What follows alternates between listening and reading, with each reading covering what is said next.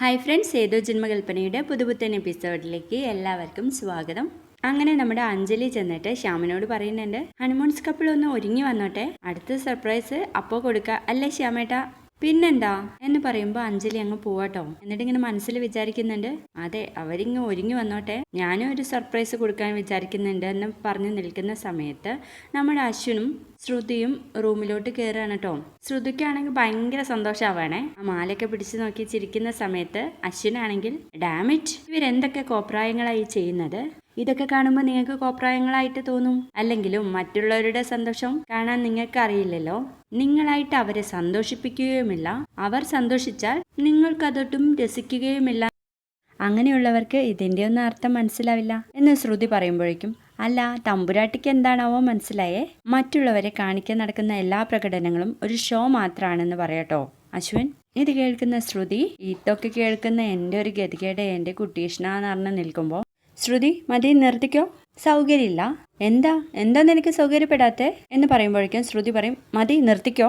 ഇതൊക്കെ കേട്ടിട്ട് നമ്മുടെ അശ്വിനാണെങ്കിൽ അന്തം വിടാട്ടോ. എനിക്ക് ഈ ഡ്രസ്സൊന്ന് ചേഞ്ച് ചെയ്യണം, എനിക്ക് വാഷ്റൂമിൽ പോകണം എന്ന് പറയുമ്പോൾ ശ്രുതി അലമാരിയിൽ നിന്ന് ഡ്രസ്സ് എടുത്തോണ്ടിരിക്കാട്ടോ. അതെ എനിക്ക് വാഷ്റൂമിൽ പോകണം. അപ്പോഴും ശ്രുതി ഒന്നും മിണ്ടുന്നില്ല. വീണ്ടും എക്സ്ക്യൂസ് മീ, എനിക്ക് വാഷ്റൂമിൽ പോകണം. ഇത് തന്നെ ഇങ്ങനെ പറഞ്ഞുകൊണ്ടിരിക്കണം എന്നില്ല, നിങ്ങൾക്ക് ഫസ്റ്റ് വാഷ്റൂം ഉപയോഗിക്കണമെങ്കിൽ ഉപയോഗിച്ചോ എന്ന് പറയുമ്പോഴേക്കും അശ്വൻ ദേഷ്യം പിടിച്ചിട്ട് വാഷ്റൂമിലേക്ക് പോവാണ്.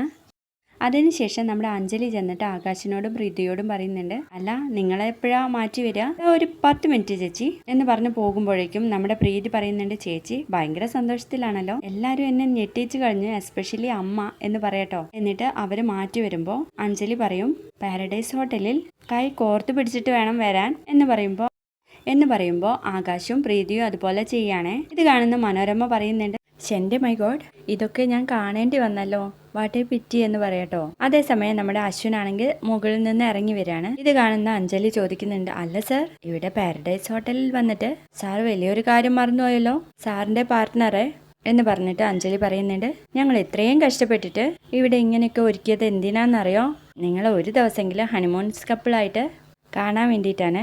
നിങ്ങൾ കുറച്ച് സൗന്ദര്യപ്പിണക്കൊക്കെ ഉണ്ടെന്നറിയാം, അതൊക്കെ മാറ്റിയിട്ട് ഇന്നത്തെ ദിവസം അടിച്ചു പൊളിക്കണം എന്ന് പറയുമ്പോൾ ഇത് കേൾക്കുമ്പോൾ ശ്രുതിയുടെ കൈ അശ്വിൻ ചേർത്ത് പിടിക്കുന്നുണ്ട്, ശ്രുതിയും ഇങ്ങനെ കോർത്ത് പിടിക്കുന്നുണ്ട് കേട്ടോ.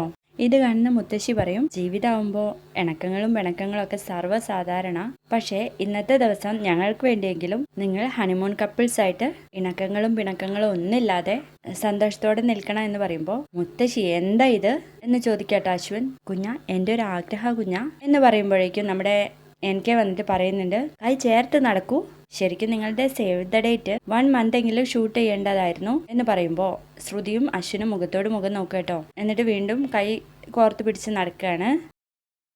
അപ്പോൾ നമുക്ക് അടുത്ത സർപ്രൈസ് എന്താണെന്ന് വെച്ചാൽ ഇവിടെ ഒരു മ്യൂസിക് പ്ലേ ചെയ്യും, അതിനനുസരിച്ച് നിങ്ങളുടെ ഡാൻസ് കളിക്കണം എന്ന് പറയാണ്. അങ്ങനെ ആ പ്രൊമോയിൽ കണ്ട ആ പാട്ട് ഇട്ടിട്ട് ഡാൻസ് ആണ് കേട്ടോ. അതിനുശേഷം അഞ്ജലി പറയുന്നുണ്ട്, ഇനി നിങ്ങൾക്ക് നിങ്ങളുടെ സ്വീറ്റ് റൂമിലേക്ക് പോവാം, അവിടെ ക്യാൻഡിൽ ലൈറ്റും AC മാത്രമേ പ്രവർത്തിക്കുള്ളൂ, നാളെ രാവിലെ ബെഡ് കോഫി കിട്ടുന്നത് വരെ ആർക്കും പുറത്തേക്ക് പ്രവേശനമില്ല, പിന്നെ ഇന്ന് രാത്രി ആരുടെയും കയ്യിൽ മൊബൈൽ പാടില്ല, എല്ലാവരുടെയും മൊബൈൽ മോഹനങ്കളിനെ ഏൽപ്പിക്കണം എന്ന് അഞ്ജലി പറയുമ്പോൾ, എന്താ ചേച്ചി ഇത് എന്ന് ചോദിക്കുമ്പോഴേക്കും അങ്ങനെ മോഹനനാണ് കേട്ടോ റൂമിലേക്ക് ആക്കുന്നത്. അതിനുശേഷം റൂം തുറക്കുമ്പോൾ തന്നെ ശ്രുതിക്ക് ഭയങ്കര സന്തോഷമാണ്. അങ്ങനെ ശ്രുതിയുടെ സന്തോഷം കണ്ടിട്ട് അശ്വിനാണെങ്കിൽ ദേഷ്യം കൂടി വരിക കേട്ടോ. വാട്ട്സ് ദ ഹെൽ എന്നും ചോദിച്ചിട്ട് ലൈറ്റ് ഇടാൻ വേണ്ടിയിട്ട് സ്വിച്ച് ഓൺ ആക്കുമ്പോൾ ലൈറ്റ് ഒന്നും കത്തുന്നില്ല കേട്ടോ. ഇന്നിവിടെ ക്യാൻഡിൽ ലൈറ്റേ ഉണ്ടാകൂ എന്ന് അഞ്ജലി ചേച്ചി എന്നോട് പറഞ്ഞതാ.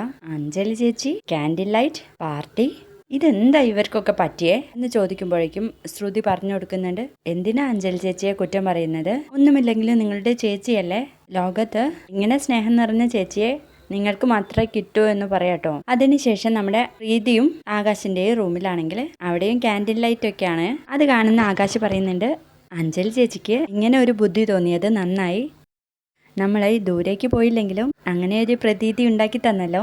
ഇങ്ങനെ ഈ ക്യാൻഡിൽ ലൈറ്റ് കാണുമ്പോൾ എനിക്കൊരു കാര്യം ഓർമ്മ വരുന്നത്, എന്താ എന്ന് പ്രീതി ചോദിക്കുമ്പോൾ, ആ ന്യൂ ഇയറിന്റെ അന്ന് രാത്രി ഒരു അരണ്ട വെളിച്ചത്തെ വന്നില്ലേ എന്ന് പറയുമ്പോൾ പ്രീതി അങ്ങ് ചിരിച്ചു പോവാണ് കേട്ടോ.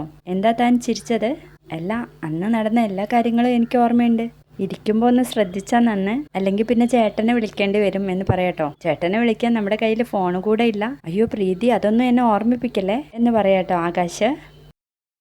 അതിനുശേഷം നമ്മുടെ ശ്യാമാണെങ്കിൽ അങ്ങോട്ടും ഇങ്ങോട്ടും നടന്നിങ്ങനെ ആലോചിക്കുക കേട്ടോ, ഇന്നിവിടെ ആരെയും സ്വസ്ഥമായിട്ട് ഉറങ്ങാൻ സമ്മതിക്കരുത്, അങ്ങനെ അല്ലെങ്കിൽ ശ്യാം മാധവന്റെ പ്ലാൻ ഒന്നും നടക്കില്ല, എന്തായാലും അവരുടെ റൂമിലെ കറണ്ട് മോഹനങ്ങൾ കട്ട് ചെയ്തിട്ടുണ്ട് എന്ന് പറഞ്ഞ് നിൽക്കുമ്പോൾ നമ്മുടെ അഞ്ജലി അങ്ങോട്ടേക്ക് വരികയാണ്. എന്താ ശ്യാമേട്ട? ഏയ് ഒന്നുമില്ല.